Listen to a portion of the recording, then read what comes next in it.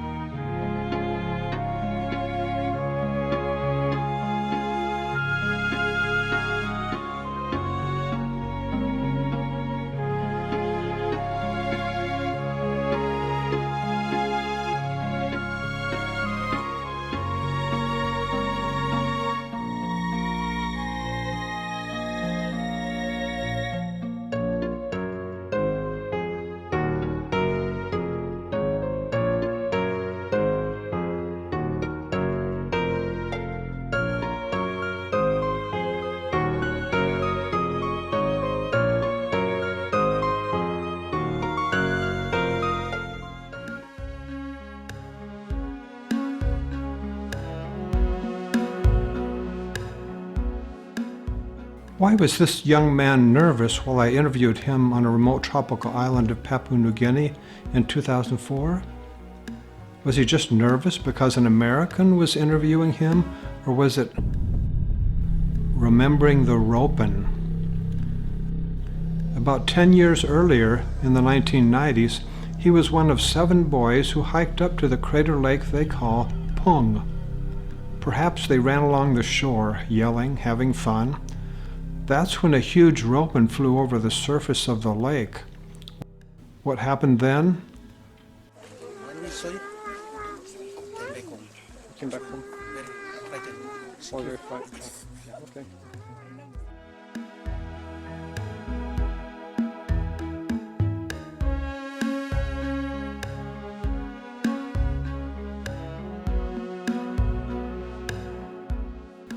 Did it have a tail? Yeah. Had a tail, okay. How long was the tail? 7 meters long. 7 meters? Yeah. Okay.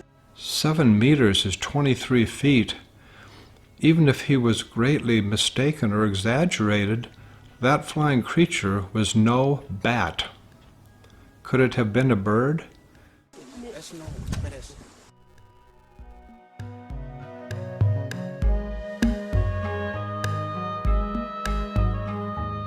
And then out the back of its head was a crest.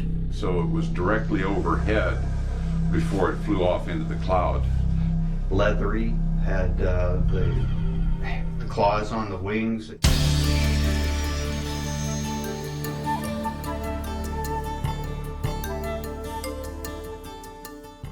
If Steve ever goes back over there, I'd like to go with him. Last summer she told me he was going. Said he'd be happy to have some people go with him, so Pete and I met with him.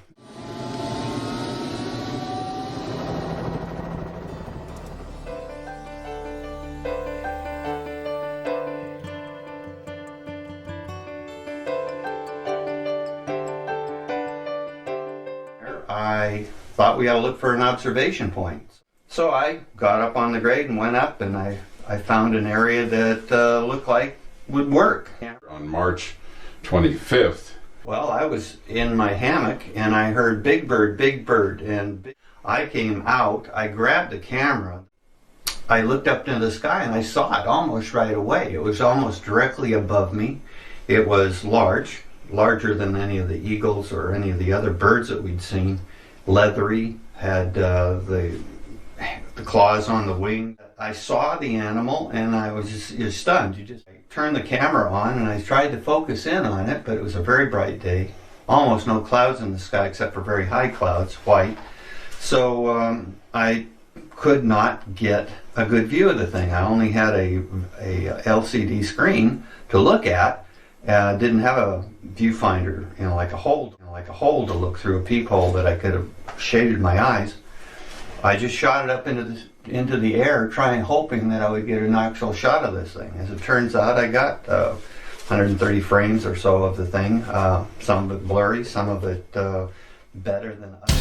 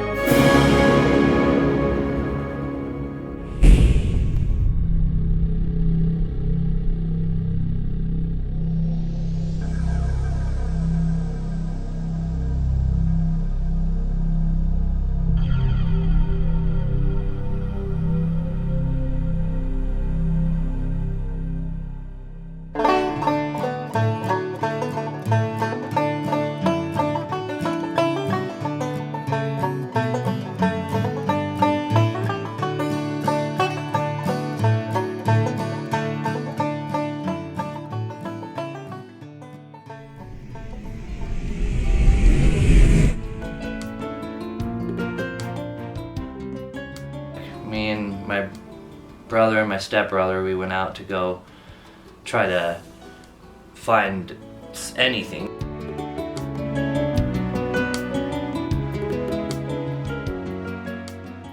And there's three of you, right? Mm-hmm. There was you and your brother Dallin, and then there was your My stepbrother. stepbrother is Jonathan. Who saw the creature first? I did. Just the animals that live next door, there's a little farm next door. They started making all these weird noises and everything like that.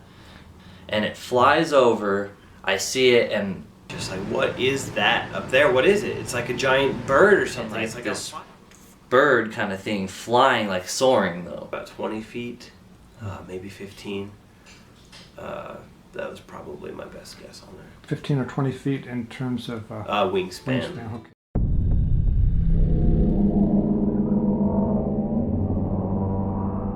I went to turn onto a highway, and as soon as I took a right and started going down the road, I looked up and I saw a large flying creature. As I was traveling north, it appeared over my shoulder in the windshield here of the car, and it was flying in this direction. As it was doing that, I decided to keep an eye on it, and I was so curious as to what it was. So I was going the same direction it was. And then when it went to dive down by the tree line, I noticed that there was a long tail with a bulb at the end of it, and I kept double checking to make sure, and I'm like, that has to be a tail.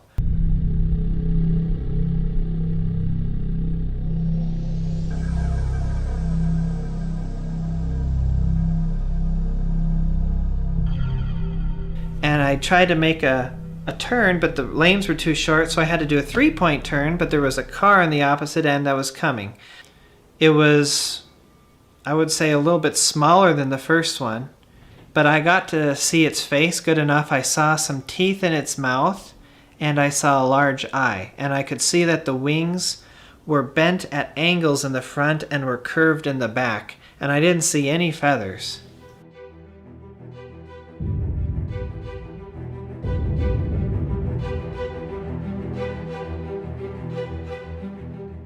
Do modern pterosaurs ever attack humans? For most of those flying creatures, never. But beware of the large exceptional ones, those rare pterodactyls that might, on occasion, attack someone somewhere on the planet.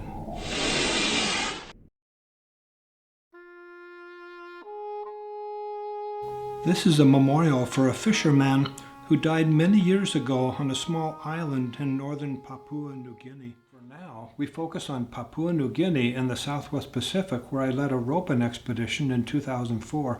About 150 miles north of Umboy Island is Manus Island. In this area, the natives call the Ropen core. In 2010, I received a few emails from a native who was born on Manus. I now quote parts of his emails. Quote, "This is the story from the grandson of the man who killed the creature. This story is from the early 60s, the last death reported by this creature. The native of Tandul village, Pack Island, went fishing and was attacked. The animal destroyed his canoe and he fought it with a traditional fishing spear. Every time the animal attacked, he dived under, and when the light above him showed the animal, he would lunge up, doing only slight damage. It followed him to shore, where a sea cave runs into a crevice which leads into the middle of the island. Badly wounded and backing into this barret, he wedged the spear into a crevice and took the animal through the mouth with the spear. He crawled out, was found by villagers who went to see the animal and told his story. He died 3 days later. Now there are only a few very shy. They have a suspected area. They live in the middle of large volcanic islands in caves. The natives declare it taboo and is never visited." Unquote.